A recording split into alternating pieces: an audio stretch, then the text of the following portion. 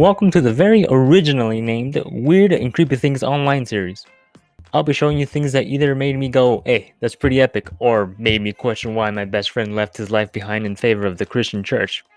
The name Weird and Creepy 5 implies that there has been 4 episodes prior to this that you can watch or completely forget that I mentioned. Last time we had highly disturbing pictures, simps in the comments, Bigfoot wiping his cheeks, and most importantly, me, your host, with many names, the Britney Spears enthusiast, digital Darwinist, Habibi Power Bottom G, Dr. Dre. Or just Jared. I hope you enjoy my low quality camera. The very first thing I have on here for you is something very incomprehensible that looks like it could something that's almost as incomprehensible as the sentence I just tried to say but failed. It's known as JODI. And honestly, I don't have anything clever to say here. It just haunts me because it just looks too weird. I don't know what's going on here. There's no notes here. I don't know. I tried going on it. And honestly, I was just scared something was going to show up. Either that or I would get a virus on my Google Chromebook. You don't want that Google Chromebook malware, and if anything, I would advocate you don't get a Chromebook. This website was made by an internet artist duo named JODI, whose most famous work is this website. JODI were some of the first people to create web art, as well as software art, and then computer game mods, modding games such as Wolfenstein 3D and Quake. Like I said, I have nothing clever to say here. It's just weird and it scares me because I don't want to know what's in here and I just don't understand. With that one out of the way, I unfortunately bring you the Reddit section of this. This next clip is brought to you by the internet's favorite cryptid subreddit, r/Skinwalker. Ooh, I just pissed off all of r/cryptozoology, and actually, you know what? I want to fucking die because that's too many Reddit jokes in 5 seconds. Please, someone take my phone away. Anyway, let's look at the clip itself. Alright. How do you track them? There's 2 more black dots. Cody. How do you turn this on? Oh, what the crap? Is that a guy? What the frick? What the fuck? What was that? He's walking creepy. Dude, that was a skinwalker. What? Follow him. I videoed it. Like the clip said, is that a skinwalker? Now, most explanations in the comments have been saying that this is a man riding a horse, and other less frequent explanations are either a CGI monster, a person in a costume, or even a crawler. And yeah, I mean crawler, the things from Black Ops that very obviously are inspired by the Rake. Apparently, an entire subreddit dedicated to these crawler sightings, which I didn't know was a supposed creature either. There's something there for you. You know, it's a really weird and fucked situation when I just don't have a joke for it. Okay, I did my best to visually show you how I failed art in high school, but there's no way this could be a man riding a horse. Just look at it. What? It looks like this. What do you have to say for yourself? You can't say anything. Why would you think he was gonna say something? But I mean, isn't this what it looks like? I'm doing this off of memories, which is even funnier, but it looks something like this. Now, is it a skinwalker? I don't know. The internet seems to like label something unexplained as a skinwalker immediately. Really seems to show that no one really knows what a skinwalker actually is. This one is small but pretty funny and honestly kind of unhinged. r/Psyonics is a subreddit that has one person consistently posting about how to take control of your life. That sounds nice, but the comedy here is that it's just him posting about how to use your psychic powers to influence your own reality. The description for r/Psyonics is r/Psyonics will show you step by step how to take control of your life, how to use the powers that the gods use, how to manipulate not only this world but entire universes. No education needed other than reading. That's a big fat fucking lie. Okay, so look at these titles. The way to perform telepathy. According to this guy, I can actively send intrusive thoughts to the waitress who was just being nice to me. The powers we are naturally born with. The only power I have is continually finding a will to live. How the fuck am I still here? Manipulate every atom in existence. Brother, I'd be a bad fucking man if I could do that. I found this through comments on a different post, which makes it even funnier to me because dude was just getting flamed for it. I don't know. I should really get off of my phone. Also, yeah, I've used Reddit before, my bad, but when you run a channel like mine, it's a good tool for topics. It's a good tool for topics, okay? Just like Martin Luther King Jr., at one point or another, I also had a dream. Fortunately, I was not shot, but unfortunately, I had never had a shared dream before. Much less a shared location dream. r/TheMallWorld has introduced me to the really weird phenomena of people seeing what seems to be malls in their dreams. There's two polar opposite explanations for this, and why this may be a thing. I'll give you the wild one first, of course. Dreamers think that they might be targeted individuals of electromagnetic frequency weapons. This is due to highly emotional responses to their dreams, which can either be positive and happy or negative and fear-inducing while also being lucid dreams themselves. The malls essentially have a very nostalgic or peaceful vibes to them, and on the opposing side, they can feature others that will hunt the dreamer down, such as police officers, doctors, or even monsters. Mall world dreamers have posted about having their own versions of the mall they frequently visit, and some even tend to visit quote-unquote malls that aren't theirs. Either way, these shared experiences tend to have some heavy weight along with them, and the opposing explanation is essentially the rational and logical one. These dreams are just the result of our minds having a preset visual representation of a wide and open space with many subspaces. The general idea of these spaces is that they tend to contain everything, just like a mall would. This is seen as the reason as to why dreams tend to be either positive or straight up fucked. Then the thing with the mall world is that the phrase mall world is just a broad statement for a frequently visited location. So most common locations seem to be malls, of course, so maybe that's why it took the name. Other locations include hospitals, hotels, casinos, and resorts. Those also tend to be wide open spaces with many subspaces. It's just a crazy little find that I honestly forgot how I stumbled upon it, but it actually reminds me of liminal spaces, kind of. And many people tend to find them nostalgic or even peaceful, right? Like liminal spaces. Or if you're absolutely unhinged like me, you find fucking terror in these. And now we can safely move away from Reddit and go on to something worse.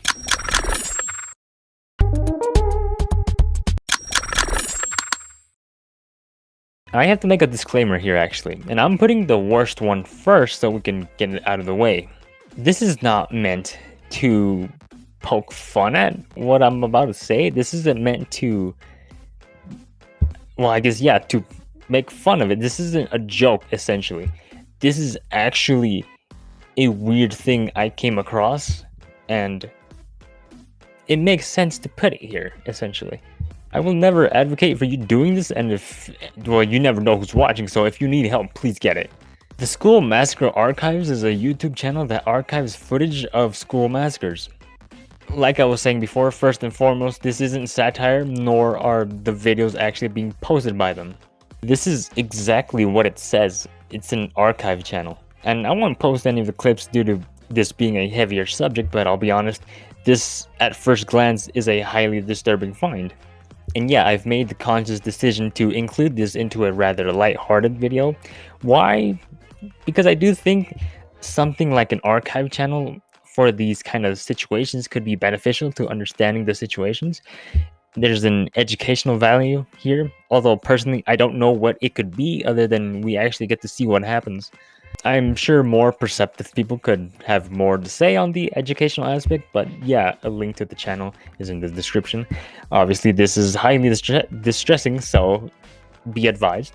Now that this has been shown to you, we've gotten the serious one out of the way, we can leave this one here and shift back to what we're used to on the channel. Now, on to something more lighthearted.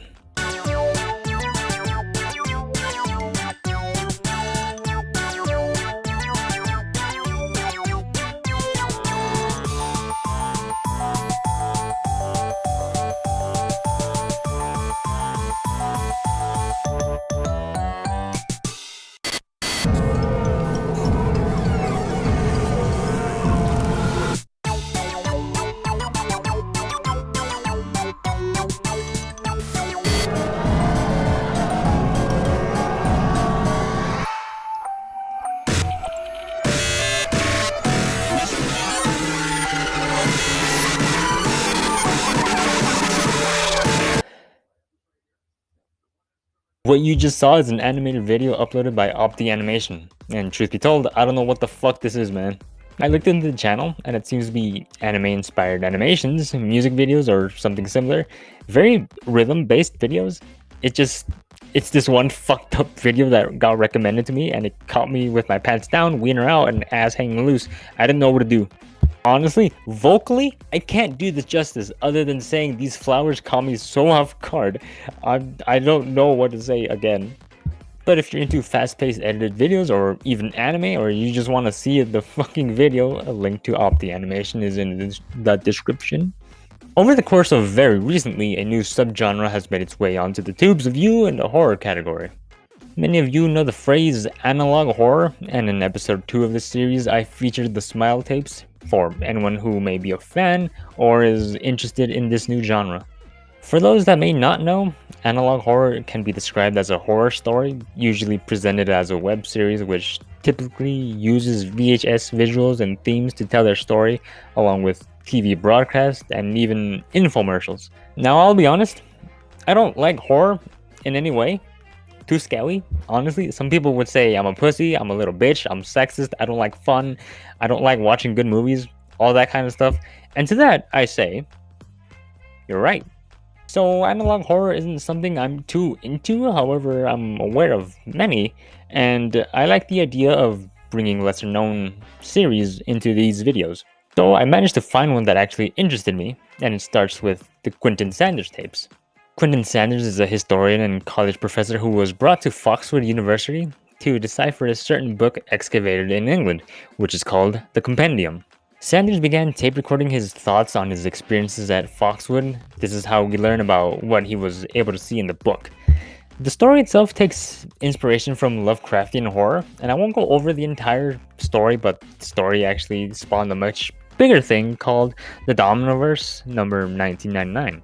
And like I said, I'm not too into analog horror, although I am aware of many. I just don't really watch them a lot. I like the stories, I just don't actually watch the actual things a lot.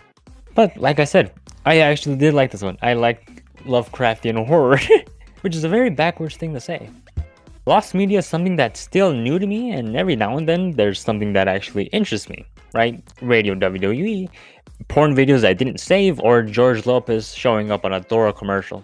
The story of the lost TV show named Welcome Home is something I keep seeing pop over my YouTube feed over and over and over and over again. In an alternate universe, Welcome Home seemed to be their equivalent of the only thing scarier than The Grudge, Sesame Street. Welcome Home was created by a man named Ronald Dorlane and premiered on October 11, 1969. This went on to become Bigger Than Your Mom. Welcome Home dominated its TV slot, but 5 years later, they got pulled from TV. Ever since then, everything about Welcome Home has disappeared, right? TV footage, commercials, and books. All of it? Gone. The Welcome Home Restoration Project is a website dedicated to finding everything possible on Welcome Home. There you can find the lore of the show, character bios, memorabilia that has been found on the show as well. Most importantly, the star of it all. The one guy who looks like he would like Timber by Kesha featuring Pitbull, unironically, Wally Darling. Wally has the most attention on him, not just because of main character syndrome, but because everything seems to point to him being, and pardon my French, but a not good individual, a jerk, a bozo, Olympia gang. Very oddly enough, the website has word display issues as well as cryptic hidden messages when you highlight some areas. But the weirdest part are the character bios. You've got Howdy, who you definitely should not let near your girl, and Sally, who I'm not saying is a gold digger, but she's not messing with no broke gentleman. As well as the rest of the cast, but once you read their bios, you'll notice that they're all in the past tense, and if you read Wally's, it's in the present tense, alluding to theories that the rest of the cast are past tense themselves. Throughout the website visuals, you'll notice that Wally tends to make eye contact with the viewer while the rest don't, and it's actually very creepy. People making eye contact nowadays? Nah, I don't buy that. People are too awkward for that. If that isn't creepy enough, you can find a map of the world that the show takes place in, Wally's home being in the very middle, as well as a big black hole. Click on it, and you'll get this. Now, I may not have said everything about Welcome Home, but it's still an ongoing story as of now, and who knows, maybe Wally and Welcome Home will show up again on this channel, or in a different video. I don't know, we'll see. Alright, that was everything. I'm sorry I gave you a lot of Reddit. I was not anticipating that. Jesus. I had about 2 things on here that they were supposed to be here. One was taken down. I hate that. That sucked. The other one just kind of sucked. But you got more Reddit than you should have. I'm sorry. Anyways, it's a nice break, genuinely, from icebergs. Icebergs bringing a lot of people, and I don't mind doing them. They are hard though. I don't take people's templates and just research them. I make everything myself. I have to sort it out myself. It's a lot more work than the usual iceberg channel because I have some sort of dignity. But like I said in the video prior, we'll get to the icebergs again with the funniest deaths iceberg, and that'll be soon. That should be a lot quicker out because it was very small. I will need your help for that, so wait until then if you're still here. Anyways, that's it for this episode of the Weird and Creepy Things Online number 5, and I would just like to say thank you for seeing this. Thank you for watching this. Yeah, that's it. I don't have anything else to say, so thank you. Bye.